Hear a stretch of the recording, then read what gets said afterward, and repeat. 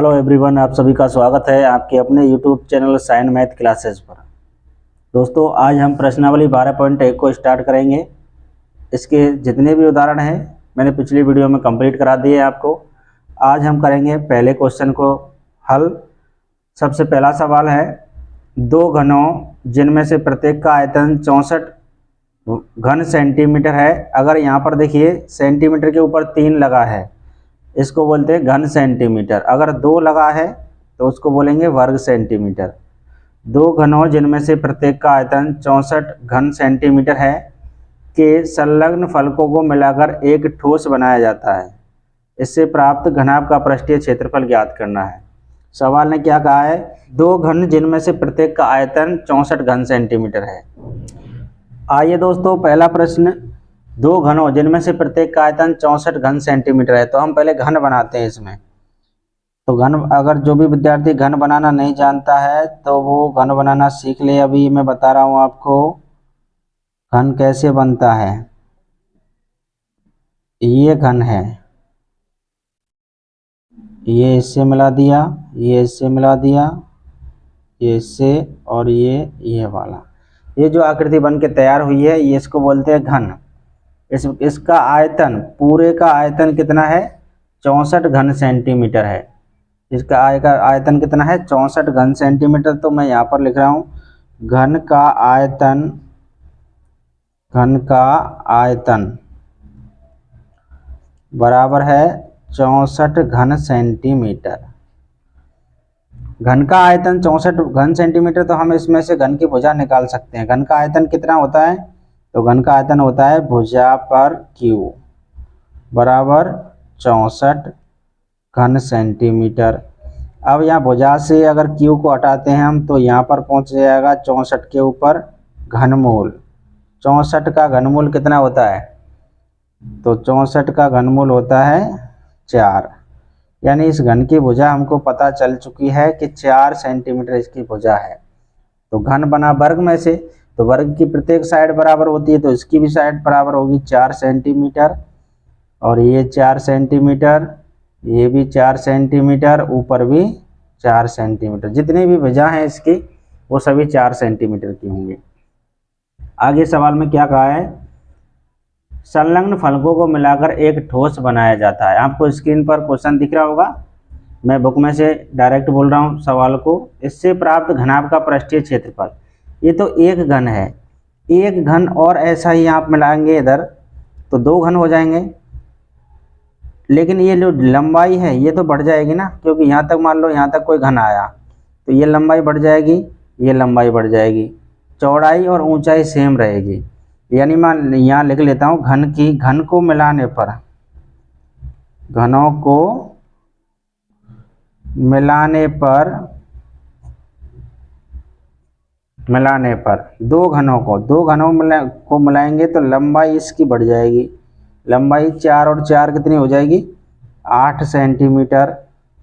चौड़ाई इसकी वही रहेगी 4 सेंटीमीटर, और ऊंचाई कितनी रहेगी, 4 सेंटीमीटर। केवल लंबाई बढ़ेगी, क्योंकि हमने मिलाया तो लंबाई बढ़ेगी, ऊंचाई और चौड़ाई सेम रहेगी। अब मिलाने पर हमको घनाभ बन गए, तो यहाँ पर हम लगाएंगे घनाभ का पृष्ठीय क्षेत्रफल। घनाभ का पृष्ठीय क्षेत्रफल, और घनाभ का पृष्ठीय क्षेत्रफल क्या होता है भाई, तो 2 गुणा कोष्ठक लंबाई गुणा चौड़ाई प्लस चौड़ाई गुणा ऊंचाई प्लस ऊंचाई गुणा लंबाई। ये होता है घनाभ का संपूर्ण पृष्ठीय क्षेत्रफल। अब 2 गुणा लंबाई कितनी है इसमें, 8 गुणा चौड़ाई 4 प्लस चौड़ाई 4, ऊंचाई भी 4 प्लस ऊंचाई भी 4, और गुणा लंबाई 8। अब इसको गुणा करेंगे, 8 चौक 32 प्लस 4 चौका 16 प्लस 8 चौक 32। 2 गुणा, देखिए 32, 16 और 32, तो ये इनको जोड़ेंगे तो आपका आंसर आएगा 80। 80 का गुणा जब 2 से करेंगे तो 160 वर्ग सेंटीमीटर आपका बिल्कुल सही आंसर आ जाएगा। दोस्तों उम्मीद करते हैं आपको सवाल अच्छा लगा होगा, समझ में भी आया होगा। अगर सवाल समझ में आ गया हो तो चैनल को ज़रूर सब्सक्राइब करना है और अपने दोस्तों के साथ भी भेज दीजिए वीडियो को। देखिए सवाल को एक बार शुरू से देख लीजिए, इसका स्क्रीनशॉट ले लीजिए फटा। आगे नेक्स्ट इसका दूसरा नंबर सवाल स्क्रीन पर लग चुका है, आप उसको पढ़ लीजिए एक बार। कोई बर्तन एक खोखले अर्धगोले के आकार का है। कोई बर्तन एक खोखले अर्धगोले के आकार का है जिसके ऊपर एक खोखला बेलन अध्यारोपित है। अर्धगोले का व्यास 14 सेंटीमीटर और इस बर्तन यानी पात्र की कुल ऊंचाई 13 सेंटीमीटर। इस बर्तन का आंतरिक पृष्ठीय क्षेत्रफल ज्ञात करना है आपको। सबसे पहले हम इसका चित्र बना लेते हैं, डायग्राम जिसको बोलते हैं। कोई बर्तन एक खोखले अर्धगोले के आकार का है, तो अर्धगोला पहले बनाएंगे हम इसमें। तो अर्धगोला बनाएंगे, देखिए ये लीजिए, ये हमने अर्धगोला बना दिया। आधा गोला जिसको बोलते हैं, ये अर्धगोला बना दिया और इस पर एक बेलन अध्यारोपित है। इस पर बेलन हमको खड़ा करना है। ये लीजिए, हमने बेलन इस पर खड़ा कर दिया है, ये बेलन है। अब इसमें अर्धगोले का व्यास 14 सेंटीमीटर है, तो व्यास 14 है, ये वाला व्यास कितना है इसका 14 सेंटीमीटर। और त्रिज्या अगर इसकी निकालेंगे आर बराबर, तो 14 सेंटीमीटर का आधा कर देंगे, 7 सेंटीमीटर आ जाएगा इसका त्रिज्या। इस बर्तन की कुल ऊंचाई 13 सेंटीमीटर की है, यहाँ से और यहाँ तक 13 सेंटीमीटर। अर्धगोले की त्रिज्या 7 सेंटीमीटर, तो इसकी ऊंचाई भी 7 है, क्योंकि ये हमारे पास क्या है, ये गोला। केंद्र बिंदु से परिधि को छूने वाली रेखा त्रिज्या, केंद्र बिंदु से परिधि को छूने वाली रेखा त्रिज्या, ये भी 7 सेंटीमीटर की है। और इस बेलन की ऊंचाई 13 में से आप 7 को घटाइए, ये आ जाएगा 6 सेंटीमीटर, जो बेलन की केवल ओनली बेलन की ऊंचाई निकल के आएगी। ओके, अब इसको हम लिख लेते हैं यहाँ। बेलन की ऊंचाई बराबर 6 सेंटीमीटर और बेलन की त्रिज्या वही जो अर्धगोले की है, कितनी, 7 सेंटीमीटर। अब बेलन का काम खत्म, अब अर्धगोले पर आइए। अर्धगोले की ऊंचाई बराबर कितनी है अर्धगोले की, तो 7 सेंटीमीटर और इसकी त्रिज्या कितनी है, वही इसकी त्रिज्या है 7 सेंटीमीटर। हमको क्या करना है, इसका आंतरिक पृष्ठीय क्षेत्रफल निकालना है। पूरी जो आकृति आपके सामने है, इसका आंतरिक पृष्ठीय क्षेत्रफल बताना है। तो आंतरिक पृष्ठीय क्षेत्रफल, इसका फॉर्मूला लगाइए। बर्तन का आंतरिक पृष्ठीय क्षेत्रफल, बर्तन का आंतरिक पृष्ठीय क्षेत्रफल। बर्तन का आंतरिक पृष्ठीय क्षेत्रफल कौन कौन है इस बर्तन में, तो आप कहेंगे सर बेलन है इसमें, तो बेलन का वक्र पृष्ठ लगेगा इसमें। बेलन का वक्र पृष्ठ क्षेत्रफल प्लस, और कौन है इसमें, अर्धगोला है, तो अर्धगोले का लगेगा। अर्धगोले का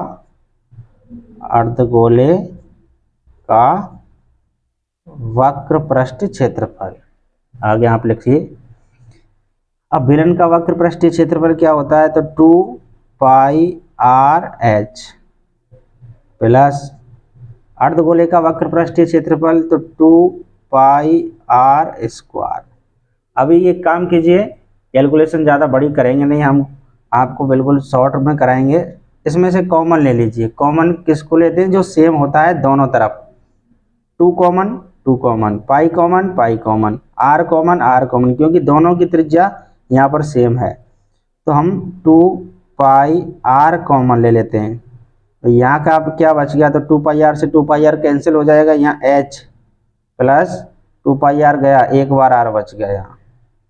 ओके, अब यहाँ पर 2 गुणा पाई का मान आप सभी जानते हैं 22/7, त्रिज्या इसमें 7 है, हाइट इसकी, हाइट किसकी है, तो इसमें से हाइट आई, ये आया बेलन का, तो बेलन की ऊंचाई है 6, आर त्रिज्या है 7, 7 से ये 7 खत्म, 22 दोनों कितने होते हैं, तो 22 दोनों होते हैं 44 गुणा 6 और 7 होते हैं 13, 44 गुणा 13, 13 चुका 52 की 2 हासिल 5, 13 चुका 52, 52 और 5 होते हैं 57 वर्ग सेंटीमीटर। ये आपका आ गया इसमें आंसर। एकदम बहुत अच्छे तरीके से मैंने आपको समझा दिया है। इसका आप स्क्रीनशॉट ले लीजिए या वीडियो को रोककर इसको नोट कर सकते हैं। हम जब तक आगे सवाल करें, क्वेश्चन नंबर 3। नेक्स्ट तीसरा सवाल स्क्रीन पर आपको लगा दिया है। एक खिलौना त्रिज्या 3.5 सेंटीमीटर वाले एक शंकु के आकार का है जो उसी त्रिज्या वाले एक अर्धगोले पर अध्यारोपित है, यानी शंकु अर्धगोले पर अध्यारोपित है। इस खिलौने की संपूर्ण ऊंचाई 15.5 सेंटीमीटर। इस खिलौने का संपूर्ण पृष्ठीय क्षेत्रफल आपको ज्ञात करना है। चलिए पहले सबसे पहले इसका डायग्राम बनाते हैं। सवालों को करने से पहले इसमें डायग्राम बनाना होता है और बिल्कुल एकदम आसान तरीके से हम आपको डायग्राम बनाना सिखाएंगे। ये बन गया अर्धगोला, ओके। इस पर एक शंकु अध्यारोपित है, तो इस पर एक शंकु हम लगाएंगे ऐसे, ये बन गया शंकु, ठीक है। अब क्या करना है, इसमें एक खिलौना त्रिज्या 3.5, त्रिज्या कितनी है इसमें, तो ये वाली त्रिज्या है 3.5 सेंटीमीटर। और आगे क्या कहा है इस सवाल में, अर्धगोले पर अध्यारोपित है। इस खिलौने की संपूर्ण ऊंचाई है 13.5, त्रिज्या 3.5, तो इसकी ऊंचाई भी 3.5, अर्धगोले की बात कर रहा हूँ मैं। और इसकी पूरी ऊंचाई यहाँ से लेकर और यहाँ तक पूरी ऊंचाई कितनी है, तो इसमें 15.5 सेंटीमीटर। अगर हमको शंकु की ऊंचाई निकालनी है तो इस 3.5 को घटाकर बाकी जो बचेगी ये शंकु की है।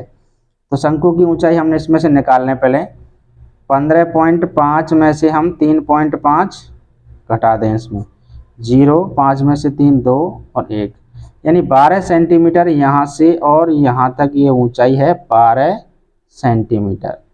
सभी जानते हैं इसमें निकालना, इसमें नई बात मैंने कोई की नहीं है।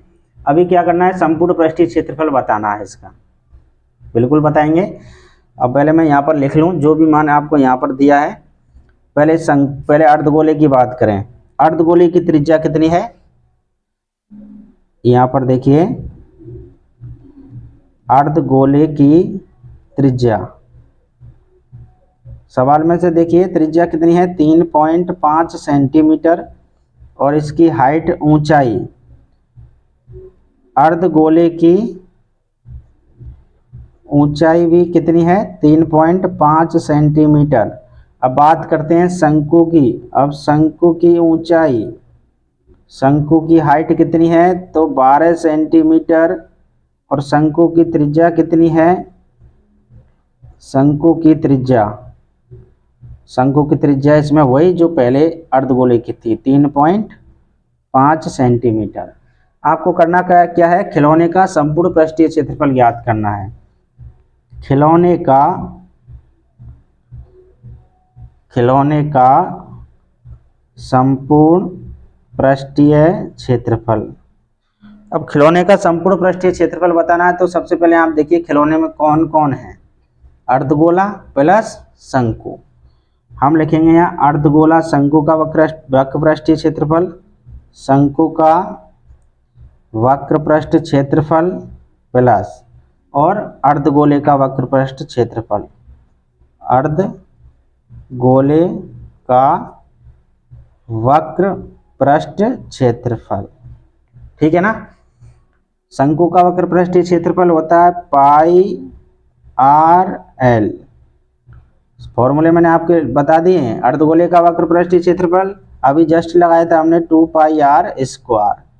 अब आप कहेंगे पाई का मान तो 22/7 है, आर इसमें है 3.5 दे रखी है, एल क्या है, तो भाई एल होती है त्रियक ऊंचाई। और एल हम आपको एक बार बता देते हैं निकालना, एल कैसे निकालते हैं। तो एल निकालते हैं, देखिए ध्यान से, एल बराबर रूट में R square plus H square, R square plus H square या H square plus R square कहिए, कुछ भी कहिए।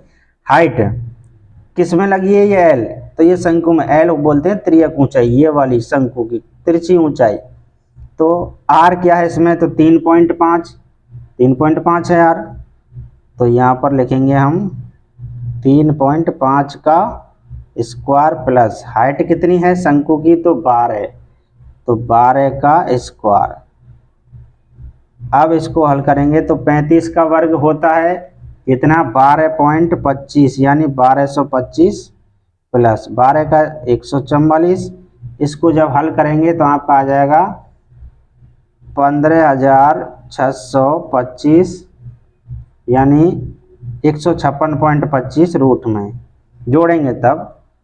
अब एल बराबर 15,625 कितने का वर्गमूल होता है, तो वाई होता है 125 का, हम बोलेंगे 12.5 सेंटीमीटर। एल ये वाली निकल के आएगी इसमें। यहाँ पर हम रख देंगे बारी बारी से।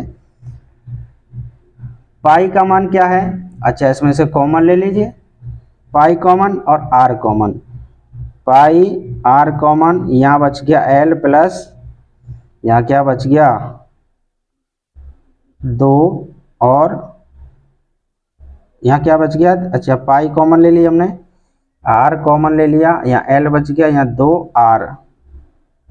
2 आर कॉमन बच गया इसमें। पाई का मान इसमें लेना है 22/7, त्रिज्या है इसमें 3.5, 35/10 लिख सकते हैं हम इसको। एल का मान 12.5 प्लस 2 गुणा आर का मान 3.5। अब इसको हल करेंगे, देखिए 7 पंजे 35, 5 बार कट गया, और 5 दूना 10, 2 बार कट गया, 2 से ये 11 बार में कट गया, इधर आया 11, इधर आएगा 12.5 गुणा 3.5 का गुणा 2 से करेंगे आ जाएगा 7। इसको जब आप हल करेंगे तो 11 गुणा इसका जब गुणा करेंगे तो आ जाएगा ये 19.5, और इसका गुणा करेंगे तो आ जाएगा आपका 214.5 वर्ग सेंटीमीटर आंसर। क्लियर ना, सवाल बहुत अच्छा है, इसको एक बार देख लीजिए और इसका स्क्रीनशॉट जरूर लीजिए, बहुत अच्छा सवाल है। तो आज की वीडियो को बस यहीं पर ख़त्म करते हैं, मिलते हैं आपके साथ नेक्स्ट वीडियो में, और जल्द ही आपके साथ मुलाकात करेंगे। इसका अगला पार्ट यानी 3 क्वेश्चन तक करा दिए हैं मैंने आपको, इसके अगले जितने भी क्वेश्चन है उसको बारी बारी से समझते हुए चलेंगे। आज का क्लास आपको पसंद आया हो, क्वेश्चन अगर समझ में आए हों तो इस चैनल को हमारे को ज़रूर सब्सक्राइब करना। आपकी स्क्रीन पर ब्लैक कलर में सब्सक्राइब बटन दिख रहा होगा, आप उसको दबाकर इस चैनल पर जुड़ सकते हैं और अपने दोस्तों को भी इस वीडियो का लिंक भेज सकते हैं। Thank you.